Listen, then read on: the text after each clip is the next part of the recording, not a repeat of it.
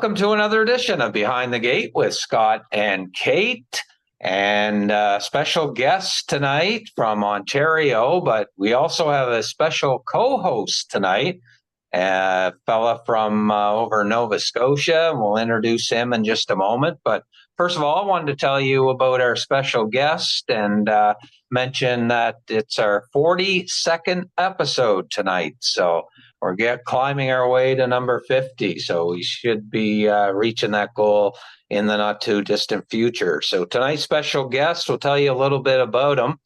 3,400 plus career wins. He's got $50 million lifetime in purse earnings.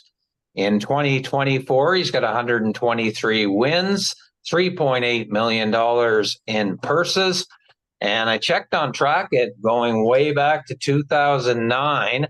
And this fella had his first win with, I do believe, and I hope he's not going to correct me here, but going way back to Muchacho Grande. You got it right. That's a mouthful. So I'm going to send it over, first of all, to my special co-host tonight, Justin Turnbull from Nova Scotia, and his dad, Jason, is with him as well tonight. And our special guest, we'll let Justin do the honors of introducing our special guest tonight. Our special guest tonight is Bob McClure from Ontario. So for the way me and Bob actually met, it went back to at the Little Brown Jug in 2019. We were just at the Jug, and we were actually going back to our hotel, and this guy came over and asked if I wanted to meet a Hamiltonian winning driver. Okay. And I said, is it Bob McClure? And he said yes. So then I ran back to the hotel room, and I got my trot magazine. Then we went over to this restaurant across the street, and then we got to meet Bob, and he signed the trot magazine. And ever since then, me and Bob have been good friends. And I actually have the picture of when me and Bob actually met. Yeah, that was a fun day. Man, you were some younger then. How old were you there, Justin? I'm not sure, but I think 13, 14. Okay. Right on. So it's kind of funny. Here we are doing the podcast here tonight. And it's, of course, Little Brown Jug Week down in Delaware. So we're going to ask you, Bob, right off the top. You've had a chance to race against some of these horses that are at Delaware this week, and we'd be remiss without talking about legendary Hanover and Nijinsky, who are down at Delaware this week. When you look at the field and the eliminations, who do you like this year for the Jug? I'd have to go with Nijinsky. I don't think I've ever been in awe of a horse saying I want to drive. One that you'd really love to drive that you've never driven, and that's Nijinsky. And Legendary is obviously a great horse, but he's probably the more powerful one, and he'll probably win the Breeders' Crown. He'll, if it was on staged on a mile track, he'd probably win. But the most impressive thing about Nijinsky is just the way you can just do anything with him. I personally, I've driven Legendary, and the as big and strong and fast and powerful as he is, he's a great horse. But when you start him up, he's pretty tough to shut down. He's not to the handy level that Nijinsky is. And, the most impressive I saw was Nijinsky in the Meadowlands Pace a Limb. And, Louis Wise just floated out, picked his spot, and then all he did was shake the lines at him. He was on top, up the backside in 10 steps. And the funny thing about it is he shut him down going to the half, but he never tightened the line. The horse just backed into him. And then horses came, and you could just see the level of confidence Louis had, and the lines were loose, and he's neck and neck with another horse, and he shook the lines at him, and he opened up two, and then he left him alone, and one got a little closer, he shook the lines, and away he went again.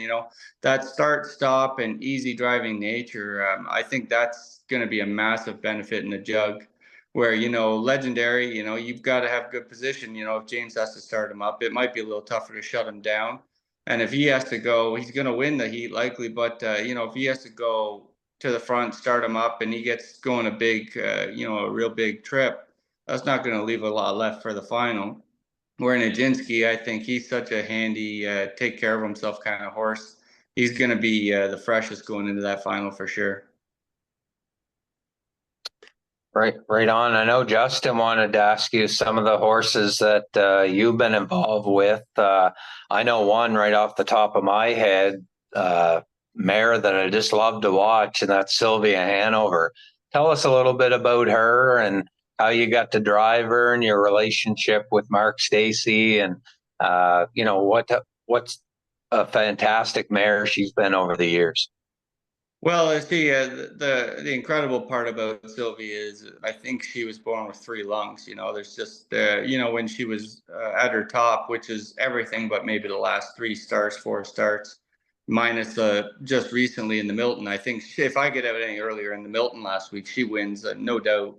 And she was Yeah, back to herself, which is good to feel, because you never know when those great horses they start to taper. You know, in the back of your head is, are they done? You know, have they race to their capability and that's it, that they've just given everything they've got.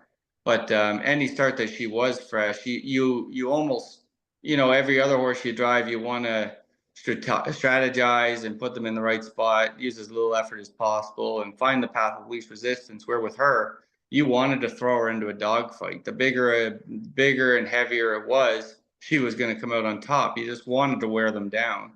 You know, the yeah, Breeders' Crown was one of the biggest trips I've ever seen a racehorse go, and you know, she still wins. You know, yeah, where you know, but how I got her was a very interesting story. Actually, everybody knows she's lazy. You know, she's not that impressive. You know, she wouldn't jump off the page at you. So, you know, yeah, Mark Stacey coming down, he thought he had a nice horse, but he didn't have any idea what he had. yeah.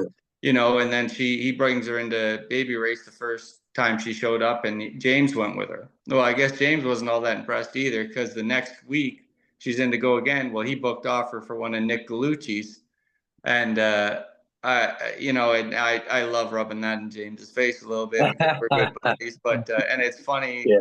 I 2 years later, the horse he had jumped off for was still a maiden. It didn't pan out to be any good at all, and he booked off Sylvia Hanover for her. But Wow. you know, but it was just very fortunate in my part. But she went out and she qualified okay. You know, nothing spectacular. Just did, you know, went around, didn't jump off the page at anybody. And then her very first start, she goes out and she won in 51. And it, Yeah. like me and Mark, well, I looked at Doug McNair after the wire. I said, I think the clock's a little wrong on that one.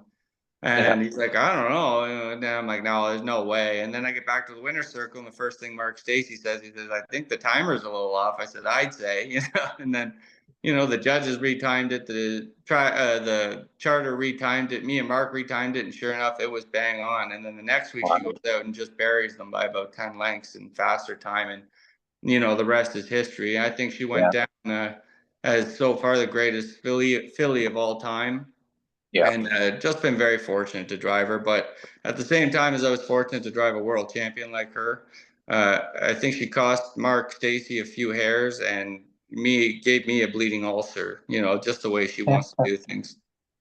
Yeah. Go ahead, Justin. I think you've got some questions for Bob.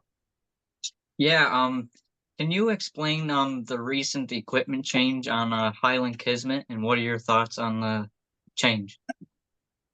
Well, when he went down to the Meadowlands the very first week, he had trained that week, and he had been very bad gated all the way training down, very tough to gate. Mark Etzel did a great job with him, and they didn't even know if he'd make the races. Actually, I'm pretty sure it was in the talks to, you know, get rid of him at some point before Mark Etzel got him as a last ditch resort.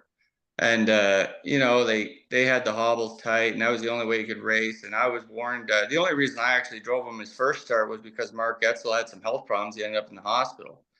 And Mhm. so anyway, he warned me. He said, "You got to drive him the whole way. He is not, you know, safe, and this and that, and blah blah." And he was right. You know, he just wasn't. His legs hadn't quite caught up to his mind yet. And, then he got smoother. And then right before he went down to the Meadowlands for the Stanley Dancer, I believe, he trained at home at a 5/8 mile farm track in 53 with no hobbles on. Well, when you Wow. got a horse racing with hobbles and you train them like that without hobbles, they learn to extend, they stretch, they change their gait. And I think he just started reaching so much. And then he got down to the Meadowlands where the best surface in the world. And I think that good surface, he reached even more. And I don't know, I can't explain it. He wasn't rough. It's just every time I went to step into high gear with him, he just it wasn't comfortable. And we ended up finishing last and nothing was good. And we were shaking our heads like he's sound. He didn't mark a boot. Like, what was that? And basically, what we came up with was the hobbles are holding him. So went out the next week and Hambo told me a limb, let the hobbles all the way to the last hole. Like, I mean, they were barely on there. And he Yeah. was perfect, came 26-1. Then the next week, second in the Hambo, just beat. And then he came back, and I was kind of like, I don't think he needs the hobbles anymore. And Mark Getzel, of course, he trained him down. He saw it. He could barely trot in 240, and he was skeptical. And I'm like, I don't know, I think he might be better without them. And then we went back and forth, and finally we decided to take them off. And he won the good times and this and that. And it was just there was never an opportunity to take them off not going for big money. So then we knew the Simcoe was coming up, qualified him without them, perfect. Won the Simcoe with ease, and then last week was good. And it was just I would always prefer horses long hobble, no hobble, low head. The more reach, the more stretch, the more freedom they have, the happier they're going to be, the more action they have, the faster they go, the longer they last, so on. So that was all that was behind it. I just felt he had outgrown the hobbles and they weren't necessary anymore. But hopefully, going for 700,000 this weekend, he doesn't prove me wrong. There you go. So Um, wanted to ask you your very first win back in 2009. You got that monkey off your back. For those that don't know you real well, Bob, how did you first get involved in racing? Oh, it was just family. I spent a lot of time on my grandfather's farm growing up, and my uncle had standardbreds there. So it was you take care of the racehorses in the morning, and then you go do the farm work at night. And I was really fortunate to have that family farm. It was like 50-50 on the farm and with my mom. And my mom lived in town in Orangeville, and she was a waitress, worked 2 jobs, so on. So, it was, I was fortunate to have that freedom at the farm. So that's what got me involved. And I was real close with my cousin. He was heavily involved.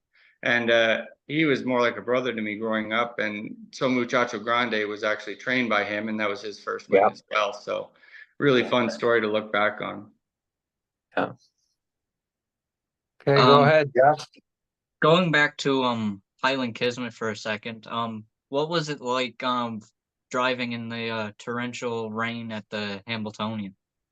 It didn't bother me too much. The rain's never been a big issue for me. One thing I think it's advantageous. I don't wear glasses in the rain where other drivers do. So I just always found they hindered my visibility and everything. So the funny thing is that there's a 40-minute break between the previous race and the Hambletonian. So that 40-minute break, it downpoured, but then about 20 minutes in between, it stopped. Well, if you know the Meadowlands, that track soaks up water and it just gets good. So right before we went out, the track was fast and the sun was just kind of peeking through. So I went back and put my shades on, but I Yeah. still had my, aviator bug eyes on my helmet just in case I needed them. Well, it didn't start torrential downpouring until they called 1 minute. And I literally just took the glasses, chucked them at the fence, pulled the bug eyes down. And so it didn't really bother me. A race like that, it's if it was a 8 claimer, you'd be sitting there going, oh, this is nice. But a race like that, you're not thinking about the weather. You just dialed right into what you're doing. And, you got the blinders on, you just focused on your job at the time. So you've won a lot of big races in your career, Bob. Is there one that's kind of elusive that you haven't got, or one that you've set a goal that you'd like to try and win someday? Well, as of right now, the Canadian Trotting Classic, just because it's the next Right. big one. But if there's Yeah. one, I know like everybody I've said it many times. If there's one I would like to get to and win, it would be the Gold Cup in Saucer. I was lucky. I got down there in I think 2017, and I was driving for Jamie Copley, and I got through the trial and into the final. And then at that time, Casey Coleman had a real nice gold filly, and I was kind of right on just on the cusp of breaking through. And it was stay here and drive in the Gold Cup and Saucer final, or go down there and drive one of the best gold fillies for Casey Coleman. So I ended up having to make that career decision, but it was a tough one. And it's one like, so that week, and I'm really good friends with Jason Ryan. So we spent like 4 or 5 days down there together, and I just loved the whole experience. And that's definitely one I want to get down to. And it's just the timing of it when you're on top, like, one of the top drivers up here, the timing of it is just almost impossible. So, that's something, not that I'm looking forward to being over the hill, but once I don't have that responsibility, it's a race is definitely circled. Excellent. Go ahead, Justin. So my next question, let's talk about the 2-year-old filly out of Captain Treacherous, Can't See Me. She drew post 5 in the She's a Great Lady this week, and she has 6 starts and has hit the board in all of 6 and no worse than second. What is your thoughts on her coming into this Saturday night? Well, she couldn't be coming in any better, Link. And her biggest asset, she's a complete professional. She's just the easiest horse to drive. Unfortunately, she would have won that stakes series. She won the opening legs of it. She would have won the final, but she just got a little sick, ended up second. Then she got a month off, and then the next time Dexter Dunn had to drive her because I had to take my own horse, and she was second there, but she wasn't right, or she'd have won that race. Like, she was just short. She just needed a race. And then the next week when I drove her, she won easy. And then last week she won real easy. She's back to normal. So I'd say she's got a great shot at winning that stake. Like I say, she's a complete professional, where Chantilly, the horse to beat, she can be her own worst enemy because she can get a little rammy and aggressive. So hopefully, her professionalism wins her that race. Is she a big filly too, Bob?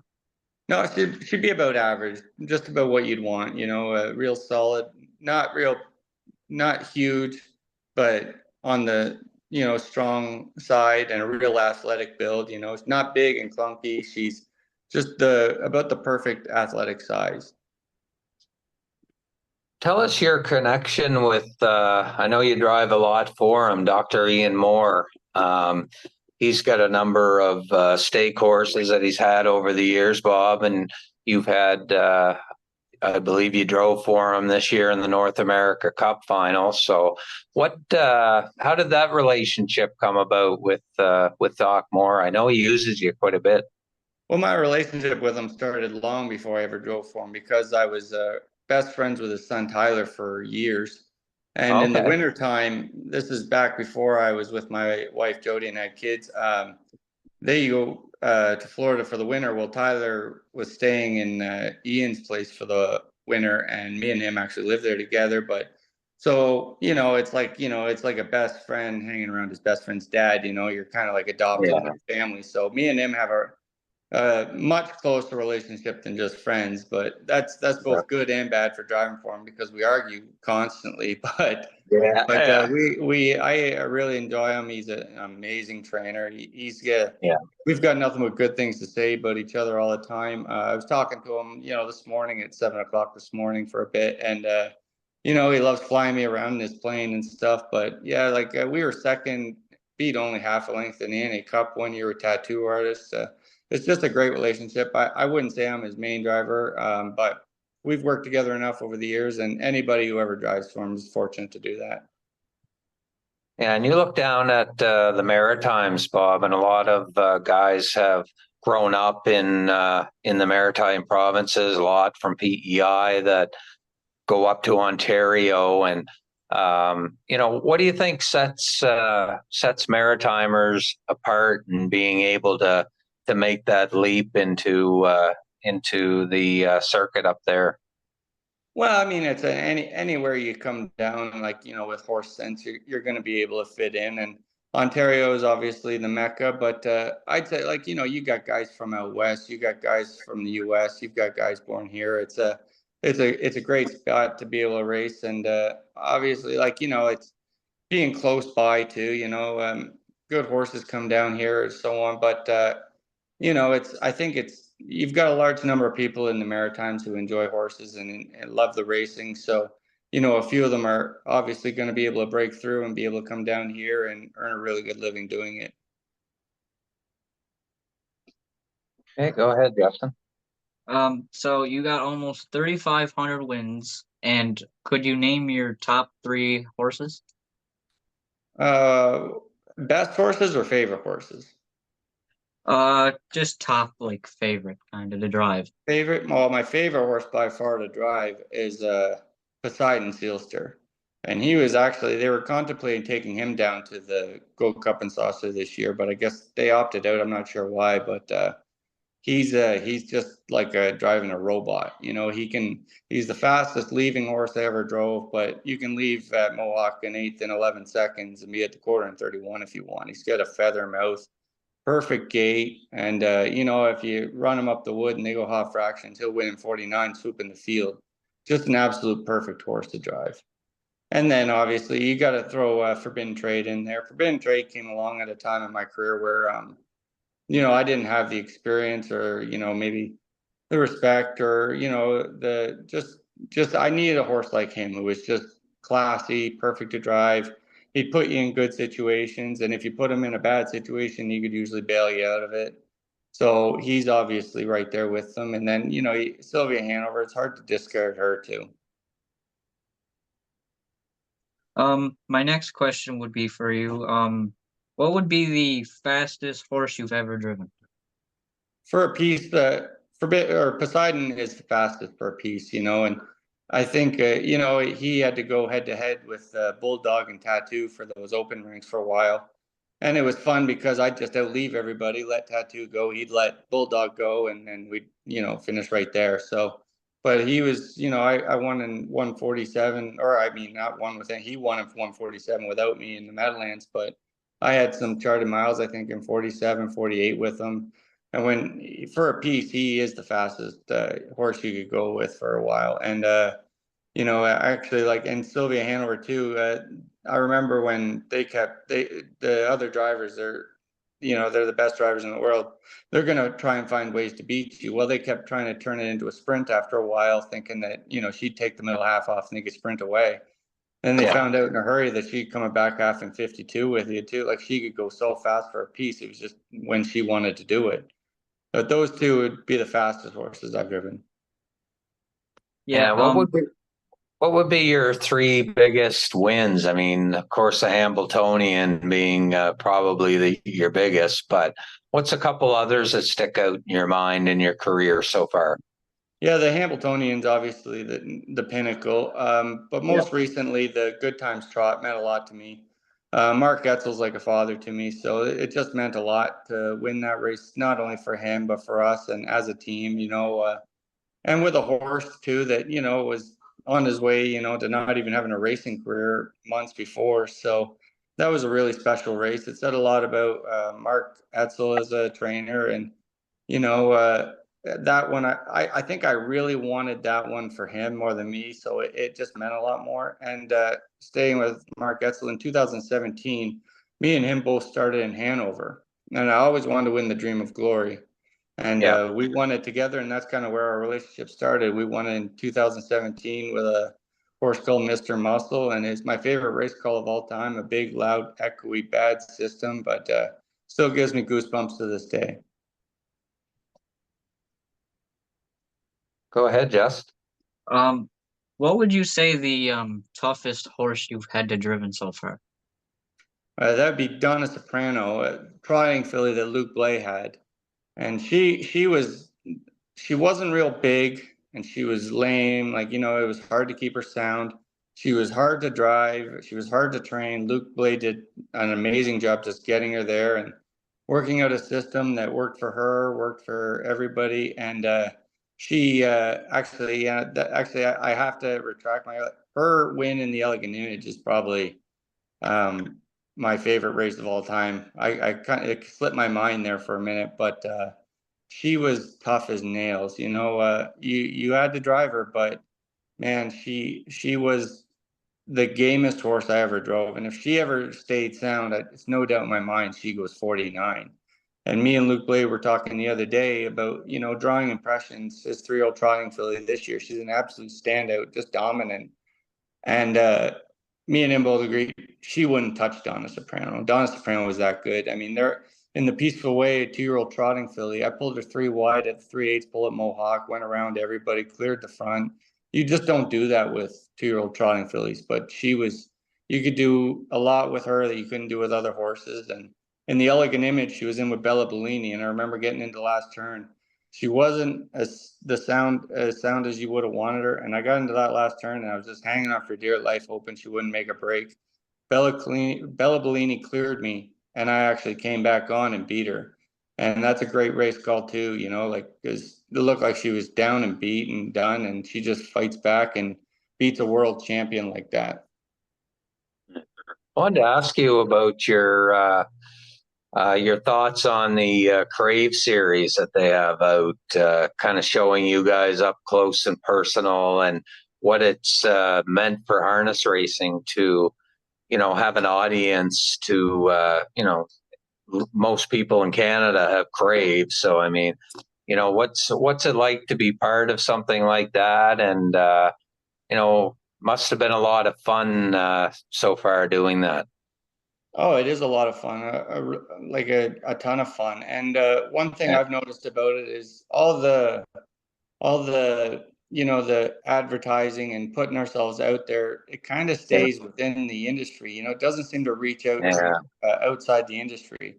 Where Yeah. in this, I've had people coming up to my mom, and saying like, "Oh, we watched that episode there," and people who've never watched harness racing, they loved it.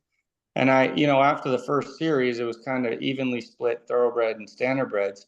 Well, the Yeah. standardbreds were so well received in it that, we actually got the most episodes where, the thoroughbreds have always stood above us. But Yeah. people were so much more interested in the characters and the standardbreds and the racing. It actually drew the most attention. So I think that speaks to, the opportunity that's there for our sport if we just put ourselves out there. So who's the hardest guy to drive against up in Ontario, the most competitive, and the guy that you love to beat? Oh, probably Doug McNair. Is that right? Yeah, no, he's probably the most fun to beat, but the worst one, to get beat by. But he's probably like he's one of the most talented drivers in the world too. So it's not easy to beat Yeah. him. But yeah, no, like he'll give it to you pretty good, and you give it back to him pretty good. But for sure, he'd be the toughest one to drive against. Right on. Go ahead, Justin. Before I get to this next question, I'd just like to say thanks, Bob, for the forbidden trade shoes that I have up in my room. Oh, no problem at all. And my question is, could you explain to us what your day winning the Hambo from the elims to the final? Well, yeah, for sure. So we went into it kind of, they had Milander had the three-headed monsters. Everybody was kind of just racing to get a piece. And I think me and Luke went into it pretty realistic that we just wanted to make the final and have a good showing. But as much as we had confidence in Forbidden Trade, Green Shoe did look unbeatable. But, and then in the elimination, the way Forbidden Trade finished, he trotted in 50. I never got to pull the plugs. We were kind of locked in. We shook free late. I kind of come off. I said, you can't really go through an elim much better than that. And then, we all kept an eye on Green Shoe during the in between, and he never settled down one time. He took a lot out of himself between the first and second heat. And when we went out for that second heat, and I pushed for position, we ended up, and it just all fell into place. And then you cross the wire, and it's very surreal. And you're in shock at the time. You don't appreciate it. I know I flew down on a private plane with a bunch of people, and my phone blew up so much after that win that it died. and my wife was at home, and she's trying to book flights to New Jersey to celebrate, and I can't reach her to tell her that I'm coming home. And Yeah. anyway, so after the media and press and everything, we got to the plane and landed, and you know, this most people would probably stay down there and party and celebrate, but I just wanted to get home and celebrate with my friends that, I knew were truly happy for me. So I met, a bunch of my friends, Jay Harris, James McDonald, at a restaurant, and got there at around midnight. And, they all gave me a big hug, and I woke up the next morning about 7:30, my son jumping on me, and it was about the perfect way to celebrate it. No, that's awesome. I wanted to ask you, just in between questions from Justin, when you look back on your career, Bob, who is a couple of people that you feel has had a big influence on your career, and some people that you look up to? Well, Luke Blay obviously was, he's the one that brought me onto determination, and Serge Godin. It's a really tough thing to break into the Woodbine Mohawk circuit. And, when you go in there with a power stable like determination, and at the time they had probably the best stable they've ever had. And, I'm not saying it wouldn't happen without them, but they definitely paved the path for me. And they gave me a lot of great horses to drive for a long time. And they put a lot of food on my table. And Luke Blay's an Yeah. amazing trainer, and Serge Godin's amazing, great guy to drive for. Can't say enough about either one of them. They both been amazing to me, and they still have been. Still drive for them quite a bit. I'd say they were the biggest help I had. On the beat tracks, I just had a lot of power. I could drive whoever I wanted. But when you break into a place like Woodbine Mohawk Park, it's definitely easier when you got a stable like that behind you. Yeah, absolutely. Go ahead, Just. It's very fun. Do you like doing the mic'd up series, and would you do a lot more of them? I liked it when it first started, but now it's it gets to a point where, like, after about 20, 30 of them, it starts to get a little bit repetitive. You're trying to put on a good show, and that gets to be it gets to be exhausting after a while. But it was fun when it first started, and we had a lot of fun with it. Especially, me and James, we'd go back and forth and play around, and it was definitely fun at the start, though. And not saying it petered off, but I think a lot of the drivers got to the point where, like, I just want to drive the horse. I do have a job to do. Yeah.